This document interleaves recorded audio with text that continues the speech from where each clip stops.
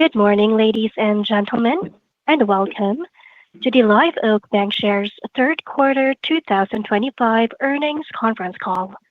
At this time, all lines are in a listen-only mode. Following the presentation, we will conduct a question-and-answer session. If at any time during this call you require immediate assistance, please press star zero for the operator.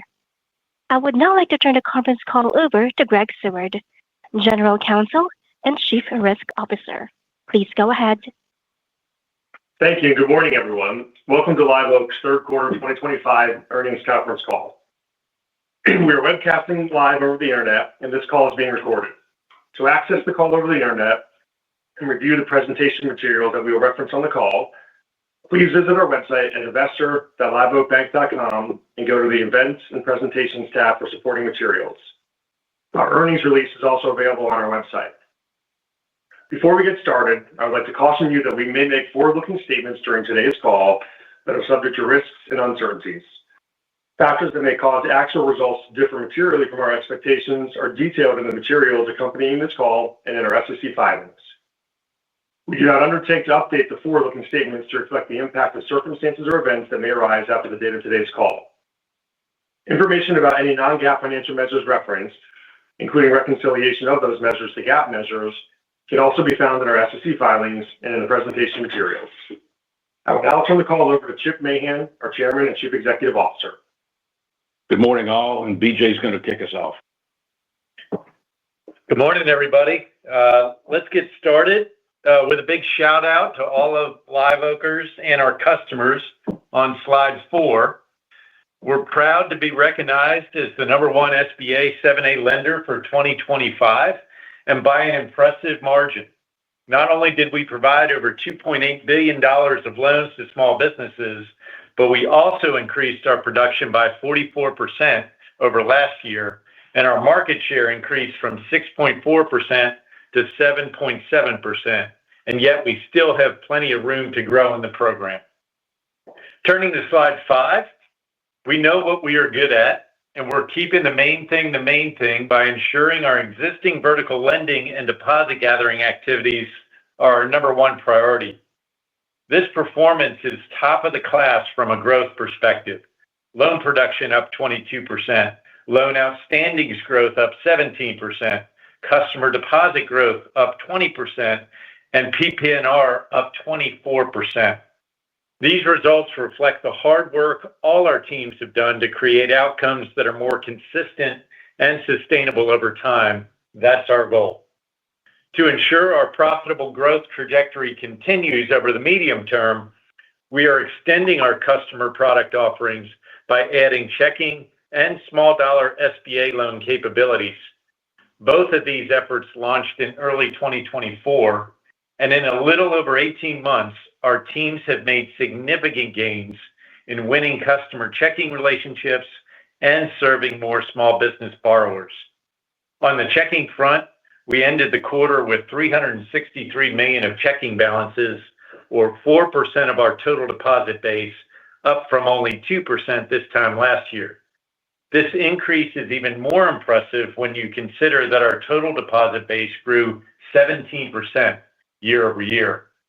We have about 1/3 of our new loan customers opening a checking account with us each quarter, and we expect that percentage to increase as we add more capabilities such as merchant services. At the beginning of 2024, only roughly 6% of our customers had both a loan and deposit relationship with us. Today, that percentage is 20%. All this is leading to deeper relationships with customers, better insight into customer cash flows, and meaningful reductions in the cost of deposits, both now and over time. On the small dollar 7(a) front, what we call Live Oak Express, production is ramping up meaningfully and will continue to do so.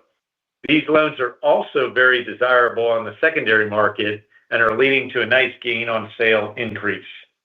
We are continuing our efforts to make it simpler, easier, faster, and more efficient for our people to serve our customers. And in Live Oak Express, we will be piloting an AI-enabled loan origination solution to do just that. which will significantly improve our speed to close for the borrower and the efficiency of our process from the lender all the way through to servicing and loan operations.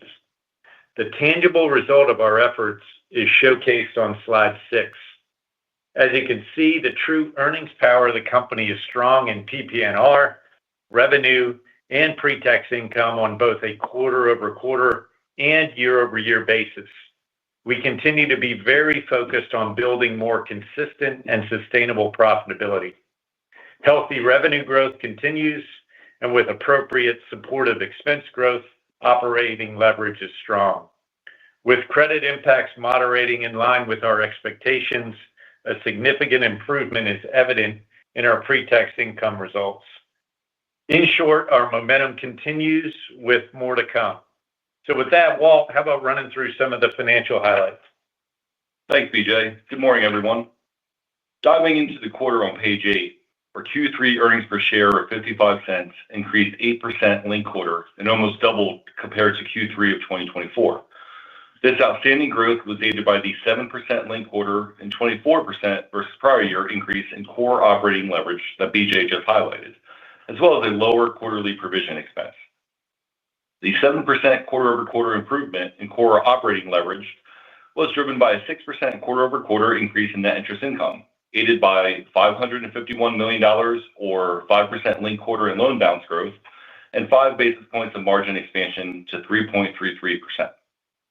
On the growth front, our small business and commercial banking lenders, as well as our loan support teams, continue to generate high-caliber loans while replenishing their pipelines.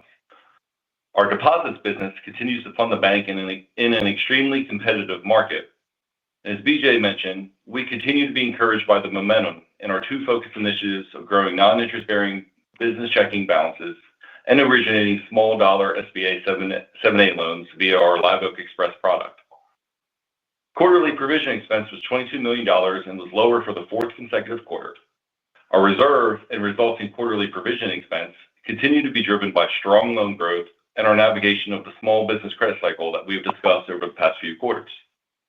Lastly, on the capital front, we successfully raised $100 million with our inaugural preferred offering, generating quality Tier 1 growth capital to support our growth aspirations. Next quarter, we will have another earnings and capital accretive event with Aperture's recent sale, which will result in a $24 million one-time gain, while also removing approximately $6 million of annual pass-through losses from our income statement. Page 9 provides a financial snapshot of our Q3 earnings results on the top left, with quarter-over-quarter demonstrated improvement across all major profitability and growth metrics highlighted on the bottom left. I'd like to briefly highlight two other items on this page. The first being the bottom right corner of this slide, where we capture notable non-core items each quarter as they arise. Specifically, in Q3 of 2025, these items collectively had an estimated negative impact of approximately $1.5 million on our reported earnings. The second item is the tax expense line. Similar to last year, we had seasonal increase in the third quarter effective tax rate that was driven by compensation-related accounting treatment in the tax calculation. Slide 10 highlights our loan originations by vertical and business unit. Few things to note here. As shown on the right-hand side of the page, our Q3 2025 loan originations totaled approximately $1.65 billion, an 8% increase linked quarter driven primarily by our commercial banking segment. Production momentum in 2025 remains strong across our spectrum of verticals, with approximately two-thirds of our verticals originating more production year-to-date in 2025 than they did in year-to-date 2024. Lastly, the bottom right of the page highlights the linked quarter-over-quarter and year-over-year loan portfolio growth trends by lending segment, with both segments providing double-digit year-over-year growth rates. Slide 11 illustrates quarter-over-quarter loan and deposit balance growth, highlighting the strong, consistent growth trends on both fronts. Our total loan portfolio grew approximately 5% linked quarter, with year-over-year loan balances increasing approximately 17%. Outstanding, durable growth that you don't often see across the current industry landscape. The approximately 3% linked quarter increase in customer deposits was consistent with Q2 2024's customer deposit growth rate, while our year-over-year customer deposit growth rate was an outstanding 20%. As you can see in the second half of 2024's growth rates on the bottom of the page, We typically experience a slower seasonal growth rate in the second half of the year on the customer deposit front and expect the second half of 2025 to be no different. Year-to-date growth in customer deposits has primarily been driven by our consumer and business savings products, as we have remained competitively priced in the market to support our aforementioned loan growth, and via our business checking growth, which we highlight on our growth trends on page 12. We saw a nice ramp in business checking in Q3 of 2025, with checking balances increasing 26% linked quarter to $363 million. Our total low-cost deposits, including non-interest-bearing checking balances, as well as low-cost collateral, construction, and loan reserve accounts, now totals approximately 4% of our total deposit basis, a 2x increase year-over-year. As BJ highlighted, adding non-interest-bearing deposits to our primarily competitively market-priced customer deposits and wholesale deposit portfolio is substantially accretive to our earnings profile. These deposits not only enhance our margin efficiency, but also strengthen the overall resilience of our funding mix with deeper customer relationships. As such, they remain a key strategic priority for us as we head into 2026 and beyond. Net interest income and margin trends are highlighted on slide 13. In Q3 of 2025, we saw our quarterly net interest income increase $6 million, or 6% linked quarter, and $23 million, or 19% compared to Q3 of 2024. Our net interest margin also expanded another 5 basis points to 3.33%, our third consecutive quarter of margin expansion, aided both by growth as well as continued deposit repricing, as highlighted on the bottom of the table in the middle of the page. As the Fed cut in September, and we expect more cuts to come in the very near future, perhaps as early as next week, here is a general reminder of how this impacts our net interest income and margin trajectories. The first is we have an asset-sensitive balance sheet with approximately 2/3 of our loans being variable and tied to either SOFR or Prime. The second is our funding base is predominantly in liquid savings accounts, short-term customer CDs, and broker deposits. Since the Fed began easing last December, our blended savings cumulative downward beta is approximately 44%. This is largely a result of us not pricing to the top of the market while the Fed was tightening, and as such, we have let the top of the market reprice down towards us through 2025. Ultimately, we monitor both deposit market and funding levels closely, ensuring that we continue to support our loan growth appropriately, while also adjusting pricing to support margin aspirations and profitability. Our current outlook is that the Fed cuts 25 basis points in October and December of 2025, followed by 3 additional 25 basis point cuts in March, June, and September of 2026. Yet, Fed forecasts vary, and as such, so do net interest income and margin outlooks. We evaluate a gauntlet of forward-looking scenarios to assess the potential cone of net interest income and margin outcomes. And generally speaking, larger or more frequent Fed cuts provide more margin compression in the near term, while flat interest rates, less cuts, and less frequent cuts provide more margin opportunity. Ultimately, assuming that the deposit market is rational and reprices appropriately, our margin typically recovers relatively quickly due to the short-term nature of our funding base. Ultimately, what really matters, however, is not simply the margin, but the net interest income generated. And our net interest income performance is more resilient due to our strong growth. To drive this point home, over the last 6 years, 24 out of 26 quarters experienced stable or growth in net interest income, despite our net interest margin peaking at 4% and valuing at 2.56% over the same time frame. Moving to guaranteed loan sale trends on slide 14, the secondary market continues to provide consistent earnings while acting as a good source of recycled liquidity. We added some depth to this page this quarter to provide insight into our gain on sale composition and to highlight the accretive contribution we are already realizing from our small loan SBA origination efforts. Our quarterly gain on sale remains primarily driven by our typical larger SBA loan sales, which have provided a consistent $13 to $15 million a quarter of gain on sale at an average premium in the 106 to 107 range. We've now had 2 consecutive quarters of USDA loan sales, which is encouraging, yet ultimately the timing and execution of these sales is driven by the completion of the underlying projects, rate environment, and investor demand. Similar to my comments on growing checking balances, our focus on ramping our Live Oak Express origination is providing immediate results, with our small loan SBA sales providing for $12 million in year-to-date gain on sale, approximately 4x or $9 million more compared to year-to-date 2024. while also providing for approximately 20% of our year-to-date total gain on sale, compared to only 8% in year-to-date 2024. To help ramp this product going forward, we remain focused on both filling the top of the funnel through partnerships and lender referrals, while also leveraging AI to make the origination and servicing more efficient for our people and our customers. Expense trends are detailed on slide 15. Q3 reported non-interest expense of $87 million decreased approximately $2 million, or approximately 2% linked quarter. We remain focused on supporting our growth via good costs, while also working to improve efficiency. This renewed focus on growing revenues faster than expenses and improving operating leverage really began back in the third quarter of 2023. You can see the results of that focus on the right-hand side of this page, with loan production, core operating leverage, and revenue growth all significantly outweighing our expense growth comparing the third quarter of 2025 to the third quarter of 2023.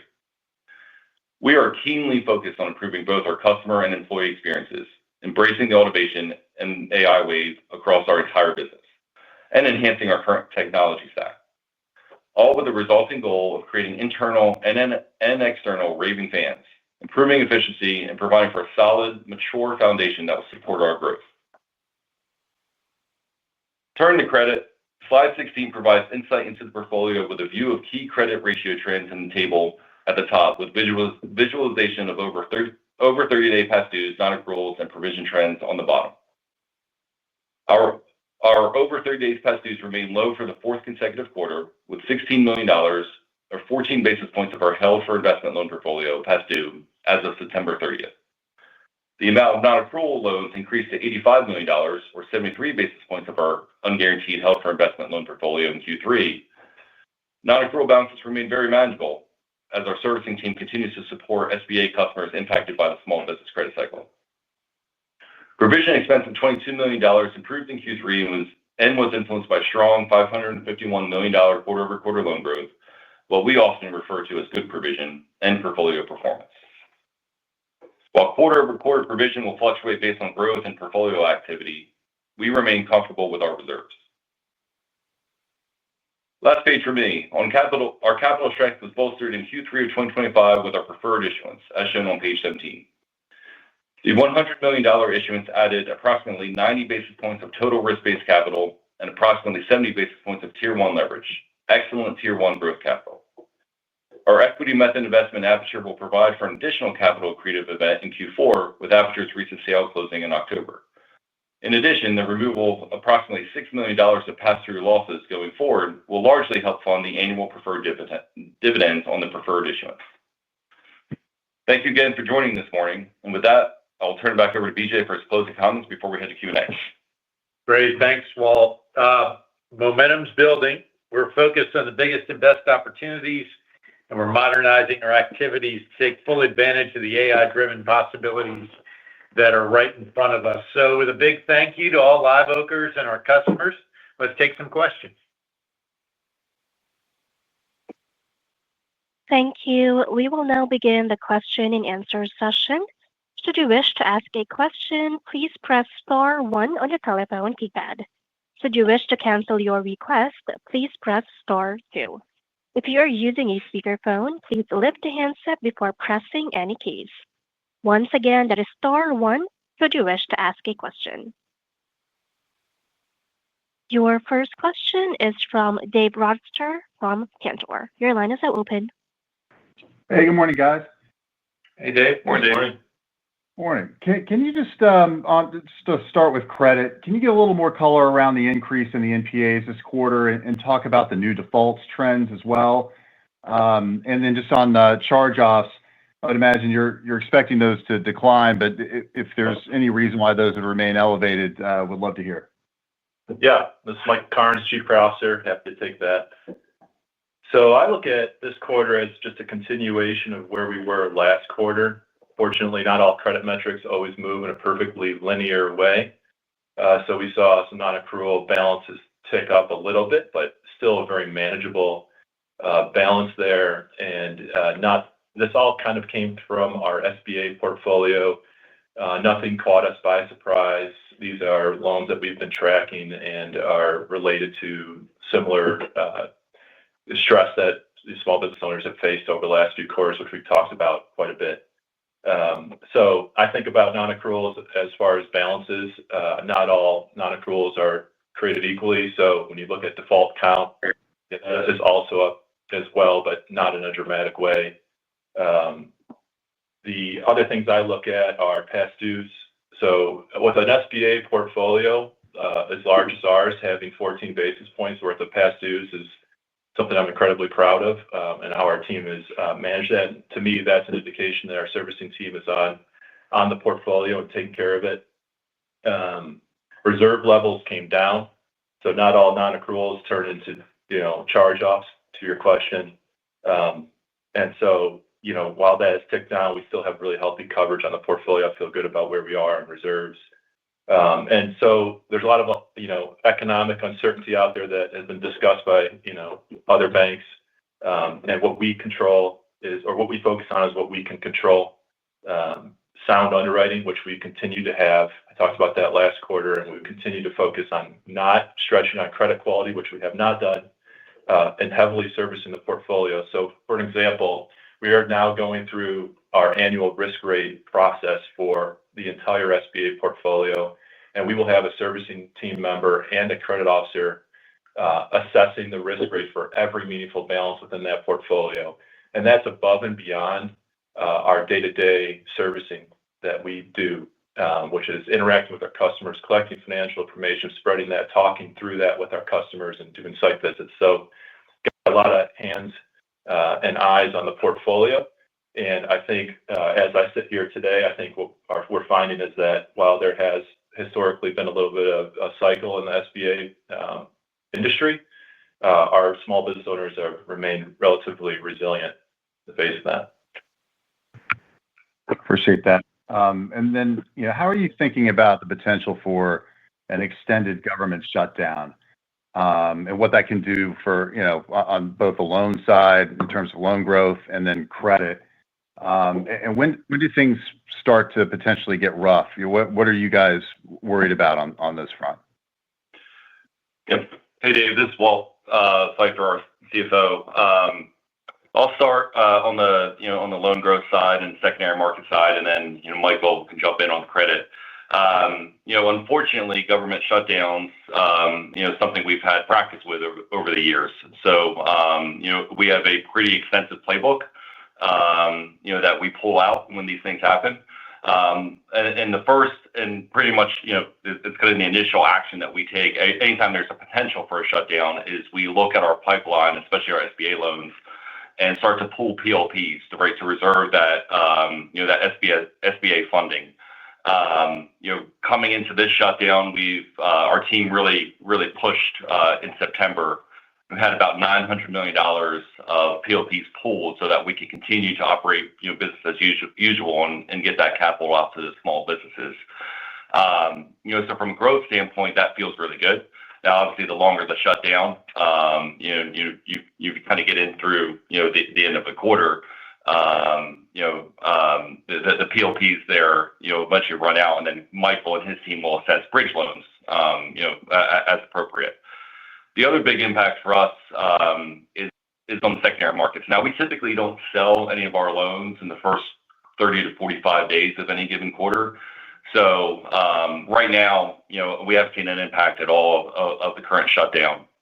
And once the shutdown ends, the secondary market opens up pretty quickly, and we get our loan sales out, we settle. I'd say right now, the shutdown extended past Thanksgiving. That may impact us here in the near term in the Q4 in terms of secondary market sale execution. But once the market opens, we'd get back out there and we'd catch up later in the quarter or going into Q1 of next year.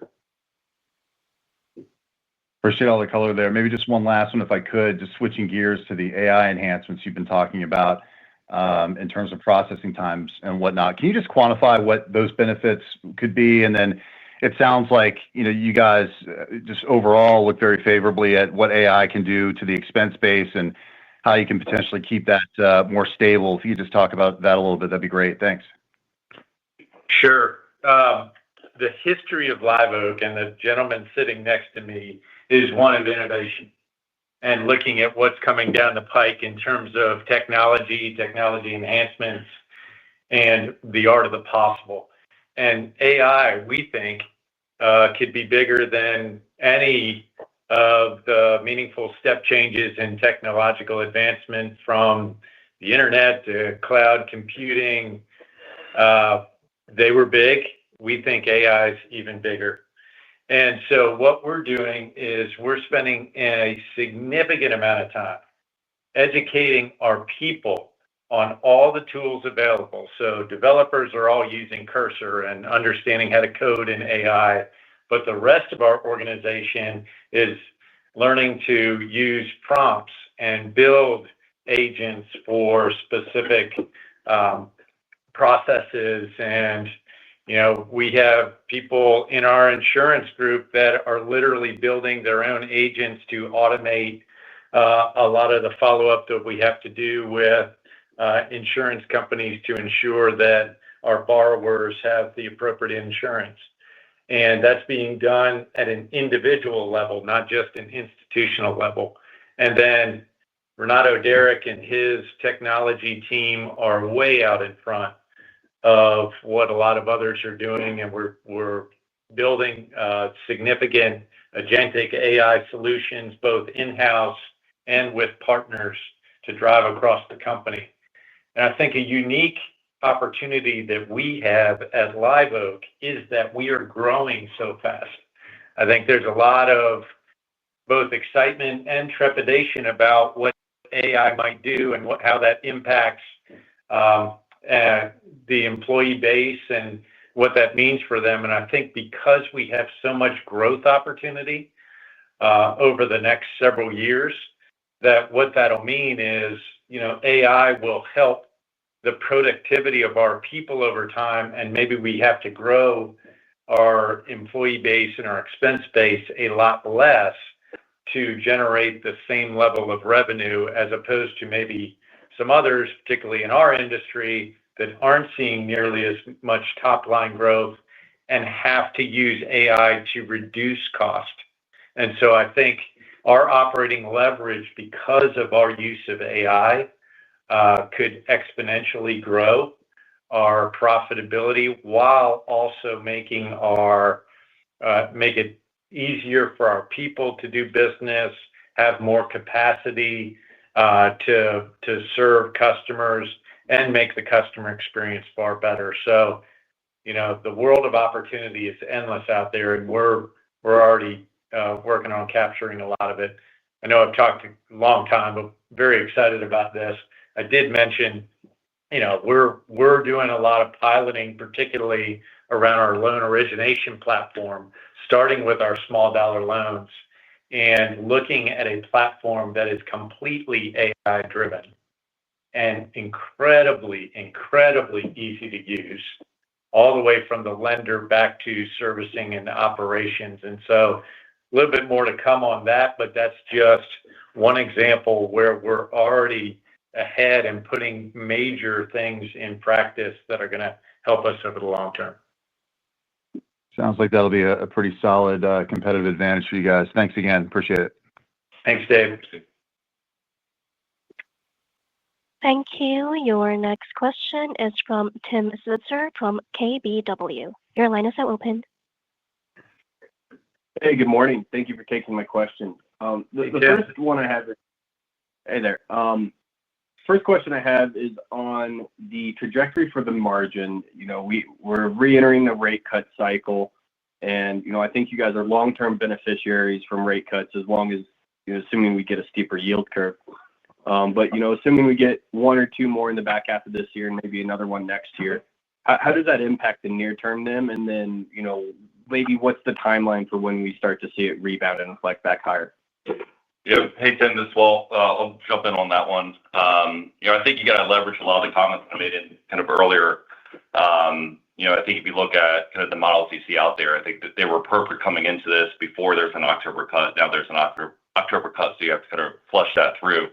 But from a margin specifically, being an asset-sensitive bank, you see some margin variation. And you take that plus our growth. It limits what you do in terms of quickly repricing deposits. We tend to take the approach of we see where the market goes and then we slot ourselves there appropriately to make sure that we can continue to fund that growth, but obviously help with profitability. From kind of long, or as you think about when it recovers, I think if you look at the past few years and anytime we've had the Fed ease, it's pretty quickly, right? And I think you can see even on the page on 13, kind of in the middle of that page, you saw the same thing where NIM compressed, but then it recovered. Pretty much the next quarter started to grow again and got back there within a year. And that's really a testament to our deposit team as well as our treasury team, but as well as our short-term funding nature. So most of our CDs and our brokered deposits are within a year in terms of terms. So it recovers pretty quickly. But again, as I mentioned, I'd kind of reorient you to net interest income and the growth, right? BJ always has this saying that you can't spend margin. That kind of always stuck with me. And at 330 margin, 333 margin is pretty healthy. And if you can grow your net interest income, quarter over quarter, despite kind of that margin kind of variation, that's a fantastic story in my mind. So we kind of think about that on margin, but also think about it on the net interest income side. Gotcha. That was very helpful. Thank you. And I also want to ask about kind of the competition you're seeing broadly in the SBA space. With I guess the government shutdowns impacting things, you obviously have the credit cycle that seems to be hitting some of your competitors harder than you, and all the rule changes that were implemented, I guess almost 2 quarters ago. So have you seen, easing competition at all? And has that created some opportunities for you? Yeah, Tim, this is BJ. The way I would describe it is this is what we do. This is how we grew up, and we know the SBA market, we think, better than anybody. And we've seen tons of things. We've seen SOP changes. We've seen government shutdowns. We've seen non-bank lenders come into the market. We've seen non-bank lenders go out of the market. We've seen big banks try to do SBA. We've seen them pull out of SBA. All the while, all we're doing is growing the number of verticals and the number of customers that we serve through the SBA. So, we don't believe that we have a peer in SBA lending. We will see different pockets of competition in different verticals, and some competitors are better than others in those verticals. But by and large, we actually just, control what we can control in terms of, making ourselves better all the time, every day. And so I think obviously it's showing up in our results and in our numbers, and we'll continue to do that. Got it. And then the last question I have is, it seemed like previously most of your commentary around the credit performance was that it was pretty broad-based and more related to certain vintages rather than industries. But now that we're a little bit, had a little bit longer time for the kind of the impact of tariffs and everything else going on, have you seen any industries that are maybe struggling or under a little bit more pressure than others? Yeah, I think, Tim, on the tariff side, really very little, I'd say. It's a little bit more, yes, the rise in rates and the vintages from 21 and 22 showed, some significant stress. I think where we see more stress than not, and by the way, it's not broad-based across all of our verticals. It's a handful, is where they don't have as much pricing power, yet their cost of goods sold are going up. And so, the struggle of trying to just maintain profitability. And, that's where we've seen a little bit of stress. But as Michael kind of talked about, there isn't anything that is surprising us at this point. We kind of know where that tension is. And, everything is kind of performing relative to our expectations. Interesting. Good to know. Thank you for answering my questions. Sure. Thank you. Your next question is from David Feaster from Raymond James. Your line is now open. Hi, good morning, everybody. David. I wanted to talk about the kind of the credit and tech side in one sense. You talked about maintaining strong underwriting and that you guys are going to be going through the risk weighting, updating some of those. I'm just curious, given the broader uncertainty and pressures that we're seeing, again, we talked about the tariffs and all these different things.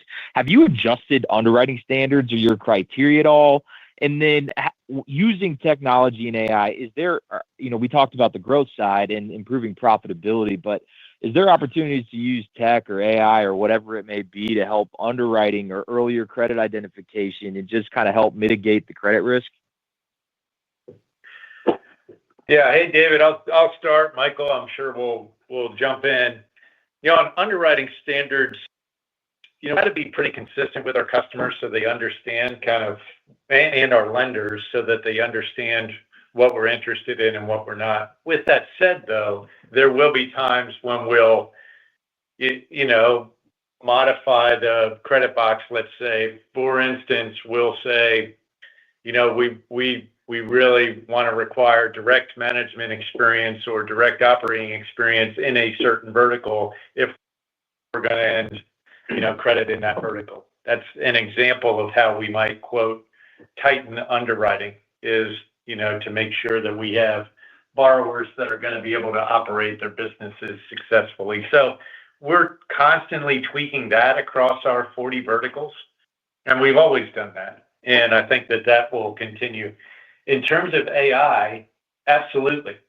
So for instance, one of the things that we're looking at in pilot from a new loan origination and servicing platform is the ability to actually ingest documents and have them read by AI and started to do spreads and create a credit memo. So, imagine, we've got all this documentation from, an HVAC company, and AI is ingesting all this information specifically on this HVAC customer in a certain market, but at the same time, it's going out and using Copilot or ChatGPT to actually build a business analysis around what that market looks like, what the demand in the market looks like, what the overall industry doing and how it's performing, how that looks relative to the financials that we're ingesting, how that looks like, relative to our existing HVAC or service contractor portfolio that we have in credit. That's what we're piloting.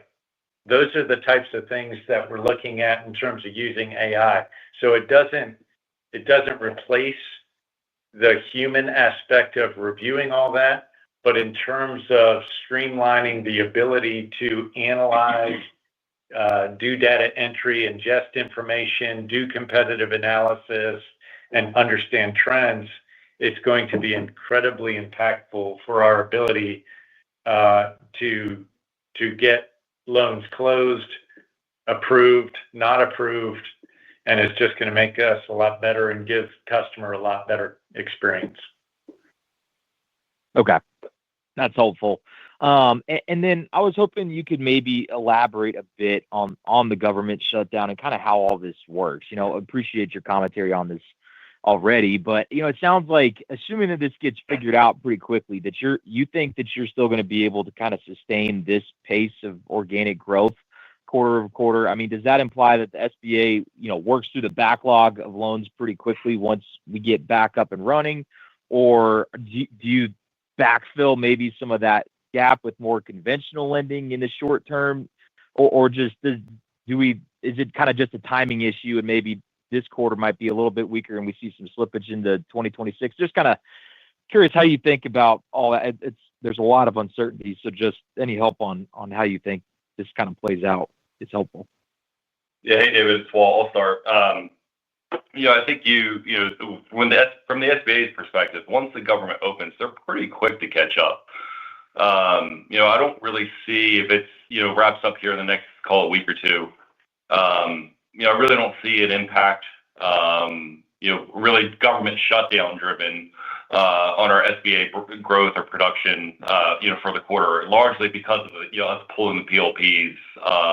Toward the end of September, like I mentioned earlier. You might want to explain what pulling a PLP means. Yeah, pulling a PLP, it's like so the SBA has a certain amount that they'll allocate each year in terms of funding. Pulling a PLP reserves, every SBA loan has an SBA PLP number. It's a reservation for that funding, from the SBA program. So you can't originate an SBA loan without that SBA number or that authorization.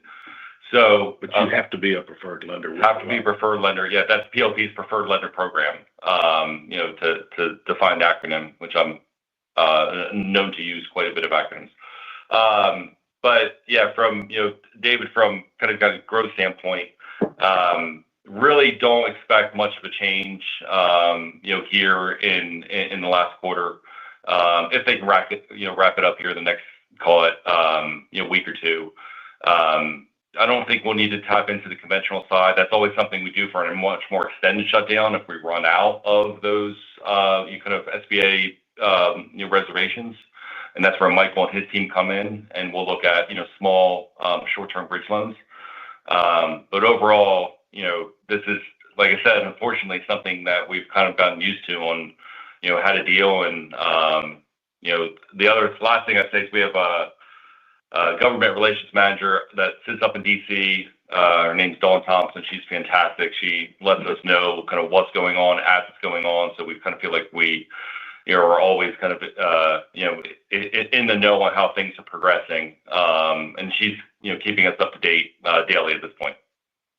Okay, that's helpful. And then maybe just kind of staying on some of the exciting parts about the business. You guys, I wanted to get an update on kind of where we are with the embedded finance build out, how that's going, and the growth potential there. And then just maybe on you guys are kind of ahead of the curve on most things. How do you think about, like, just given the market expansion of stablecoin, how do you expect to play there? Are there opportunities that, like, just kind of curious what you guys are looking at? Is that a potential opportunity for some deposit growth for y'all? Just wanted to touch on those two topics. Sure. Hey, David, it's BJ. So embedded it continues to be built out, and we think it's one of our moonshots. So something that really could be meaningful over the next 3 to 5 years. We did do a pivot on how we were building it out earlier in the year. We were doing a lot of in-house building, but again, with AI and what's going on in the marketplace, and we found a partner that was quite a bit ahead of where we were, and we thought that we could leverage that partnership to accelerate our embedded banking growth. So we kind of moved to a different platform, which slowed down our pipeline building in terms of relationships. But we've got one live, we've got several in the hopper, and we think over time we'll talk about that a little bit more. I'd rather actually put points on the board from an embedded banking perspective and then tell you about it as opposed to tell you it's coming. So that's kind of where we are on embedded. It's still very much on our roadmap. On stable coins, it's very interesting. We have a new board member, Patrick McHenry, who you would have seen in press release, that when he was in Washington in Congress, he was incredibly involved in the Genius Act and what's going on with stable coins. And so, we kind of have an inside view, so to speak, of what's going on, how that could impact things, and what how people are looking to use it. So we are actively studying how we would participate in stable coins, and we want to stay ahead of that curve as much as we can as it continues to evolve.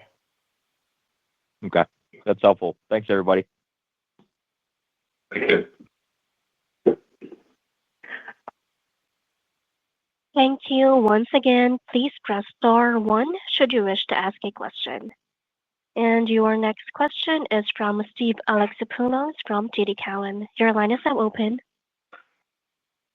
Hi, guys. This is Bill Young, actually on for Steve. How are you? Hey, Billy. Hey, Billy. Hey, just to circle on the credit mini cycle topic one more time. In recent quarters, you've spoken of being more aggressive on getting ahead of problem loans and writing them off with more aggressive charge-offs in your book. And we did see a bigger step down in net charge-offs this quarter despite the increase in NPAs. So can you speak to your visibility on kind of the future loss trajectory and your confidence level in terms of how far ahead you've gotten on these issues so far this cycle? Yeah, I think that it's Michael here. I'll take that. So I think in past quarters, we had discussed the fact that we had changed our philosophy on being more proactive in charging off loans. Our special assets team is, and in spirit with the SBA program, does everything that we can to help our business, our borrowers navigate whatever challenges are in front of them. So we will hold on with our customers longer than most and do everything we can to help. In the past, we have held some of those in non-accrual and not charged them off. We changed our philosophy. We're charging them off when we feel like it's past the point of getting back to repayment quickly. Even though those loans are not charged off, they're not out of mind. We track those loans. We still work with our customers. So I would say that we are right on top of where we should be as far as charge-offs. We'll continue to be proactive in dealing with that and not let them linger on our balance sheet. But I think we're doing a good job there. Okay, great. And then it was nice to see the return on tangible common equity return back to double digits this quarter. So can you just maybe lay out what you see as kind of a sustainable path for returns can move to the next year or two? Yeah, I think, Billy, what we talk about a lot here is getting to a 15 and 15, which is consistent and sustainable 15% returns on equity with 15% or more EPS growth a year. And to do that, you've got to make sure that your business model can sustain that kind of performance, which means doing things around the checking portfolio to provide more of a ballast for your funding costs.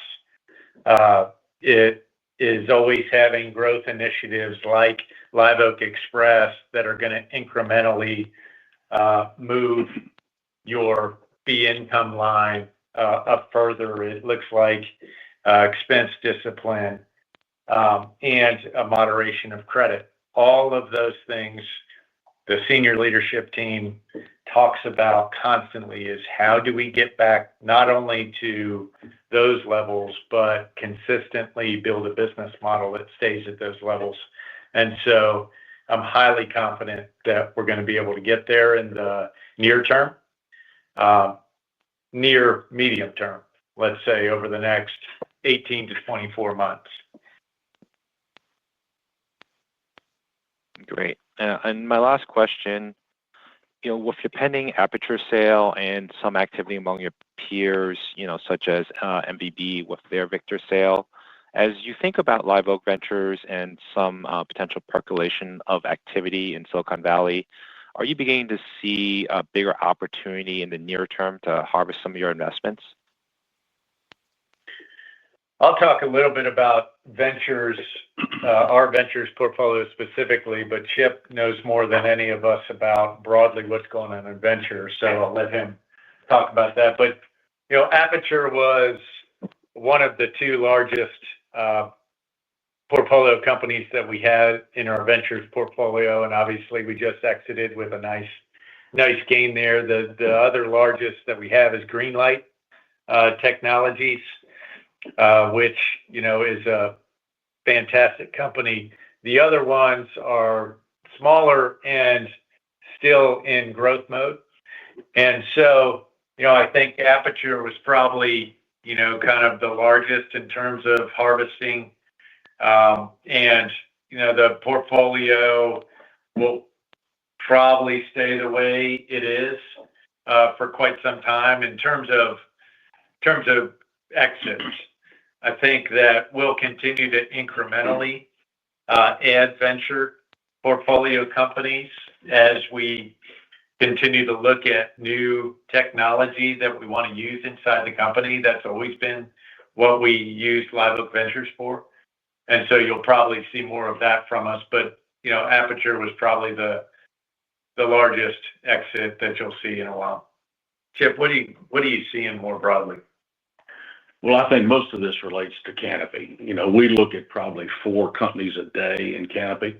That gives Live Oak a sneak peek, before anybody else, if there's anything interesting there that we may want to invest in. I would say that the euphoria of the pricing in that business after COVID has reinstated itself with artificial intelligence. Venture firms are throwing an enormous amount of money at these companies where they're fundamentally pre-revenue.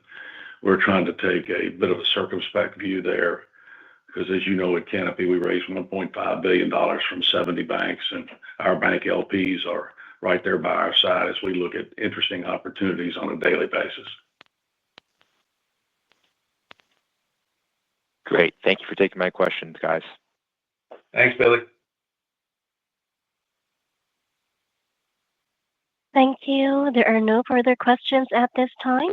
I will now hand the call back over to Chairman and CEO Chip Mahan for final comments. As always, thanks for attending, and we'll see you in 90 days. Thank you, ladies and gentlemen. The conference has now ended. Thank you all for joining. You may all disconnect your lines.